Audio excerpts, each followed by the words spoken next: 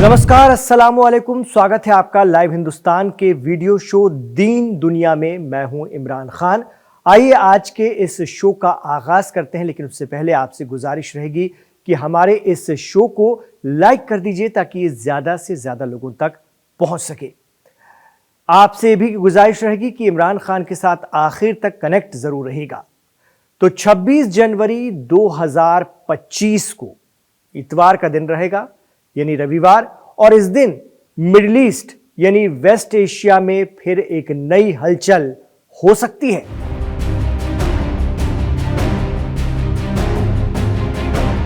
जी हां, waste Asia के तनाज़े रुकने का नाम ही नहीं लेते हैं।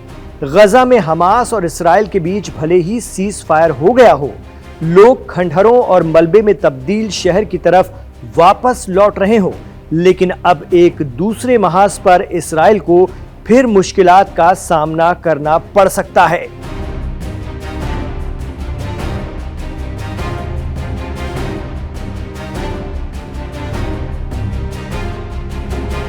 जी हां, 26 जनवरी को लेबनान और इसराइल के दरमियान 2 माह का सीज फायर खत्म हो रहा है।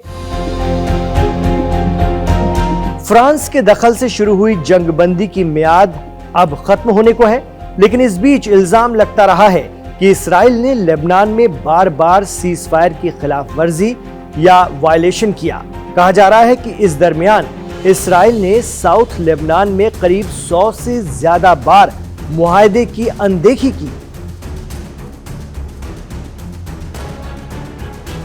तो बार बार इसराइल के जरिए लेबनान में सीज फायर के उल्लंघन की खबरों के बीच हिजबुल्लाह अब तक क्यों खामोश है, इस पर जानकार जो बात कहते हैं वो भी हमें समझना होगा। जी हां, इसके पीछे एक तकनीकी वजह है। एक्सपर्ट का मानना है कि समझौता लेबनान की सरकार और इसराइल के बीच हुआ था 2 माह की जंगबंदी के लिए। ऐसे में हिजबुल्लाह ने दखल नहीं दिया, लेकिन अब 26 जनवरी के बाद हिजबुल्लाह के बंधे हाथ खुल जाएंगे और हो सकता है इसराइल पर वो हमलावर भी हो जाए। तो इसराइल और लेबनान के दरमियान हुए सीजफायर के समझौते के तहत इसराइली फोर्सेस को साउथ लेबनान से हटना था, बाहर निकलना था, लेकिन ऐसा नहीं हुआ है। कहा जा रहा है कि इसराइल वहां अब भी डटा हुआ है और इसकी तस्दीक किसी और ने नहीं बल्कि इसराइल के पक्के दोस्त अमेरिका ने खुद की है। जी हां, अमेरिका के प्रेसिडेंट डोनाल्ड ट्रंप ने इख्तिदार संभालने के महज तीसरे ही दिन चेतावनी या इंतबाह दे दिया कि वो लेबनान से अपना बोरिया बिस्तर समेटे, इसराइली फोर्स पूरी तरह लेबनान से बाहर हो और अपनी पुरानी पोजीशन में आए। सदर ट्रंप ने इसराइल की नेतन्याहू सरकार को साफ लफ्जों में कह दिया है कि 26 जनवरी 2025 यानी सीज फायर मुआहदा खत्म होने से पहले वो अपनी फौजें पूरी तरह से हटा लें।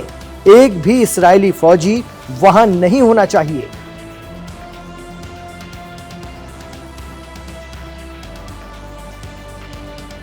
जानकार मानते हैं कि अमेरिकी प्रेसिडेंट ट्रंप ने यह फैसला हिजबुल्लाह के रवैये को देखते हुए लिया होगा, क्योंकि हिजबुल्लाह के लोग तो जैसे सीज फायर खत्म होने के दिन गिन रहे हैं।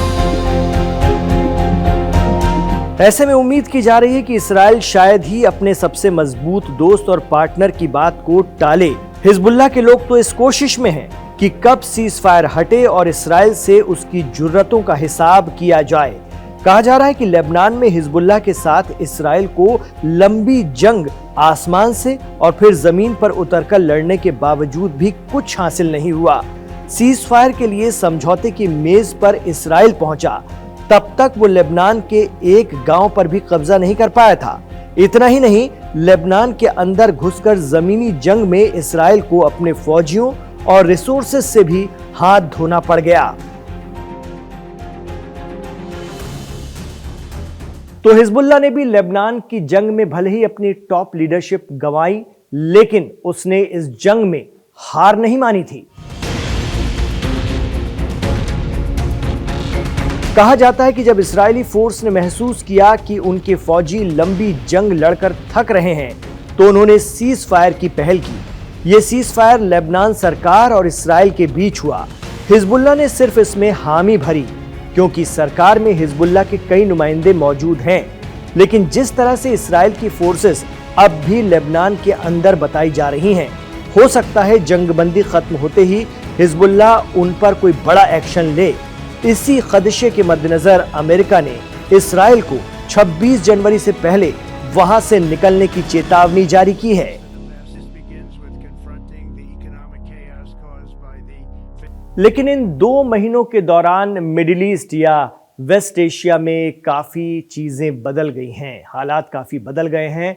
और सबसे बड़ी बात है कि हिजबुल्लाह और ईरान के दरमियान पुल का काम करने वाले सीरिया में तख्ता पलट चुका है।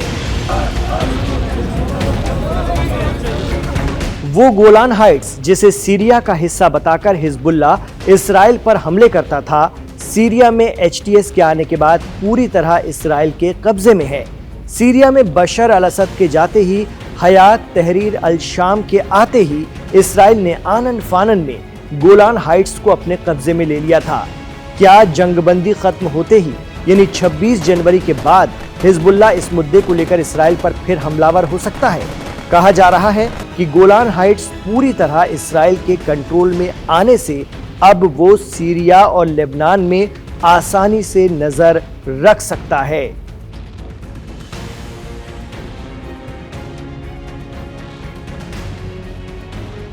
इतना ही नहीं, इसराइल ने गजा में सीज फायर किया, लेकिन फिलिस्तीन के ही इलाके वेस्ट बैंक का महाज खोल दिया है। पिछले कुछ दिनों में वेस्ट बैंक में इसराइली हमले बढ़े हैं। ऐसे में क्या इसकी मुखालफत में हिजबुल्लाह इसराइल पर आक्रामक रहेगा, या फिर जंगबंदी खत्म होने के बाद भी ईरान हिमायती ये तंजीम और इस्लामिक रेजिस्टेंस या मुकाबमत का अहम हिस्सा हिजबुल्लाह खामोशी से खुद को फिर रिचार्ज करेगा, फिर मजबूत करेगा? आप क्या सोचते हैं, हमें कमेंट बॉक्स पर जरूर बताएं। तो दुनिया की सबसे मजबूत गैर सरकारी तंजीम मानी जाती है हिजबुल्लाह।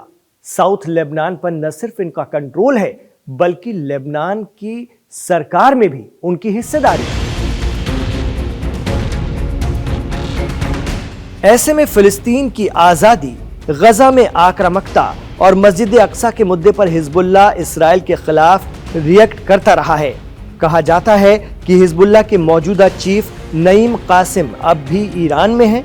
26 जनवरी या इसके आसपास उनका क्या रद्द-ए-अमल आता है लेबनान में सीज फायर खत्म होने के बाद के हालात को लेकर, यह देखना दिलचस्प होगा।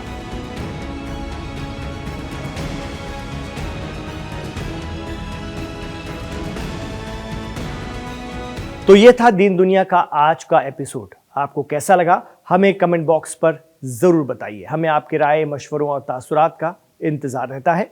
हमारे चैनल लाइव हिंदुस्तान को सब्सक्राइब जरूर कर लीजिएगा। इमरान खान के साथ आखिर तक कनेक्ट रहने के लिए आपका बहुत बहुत शुक्रिया। अपना ख्याल रखिएगा और दुआओं में हमें याद रखिएगा।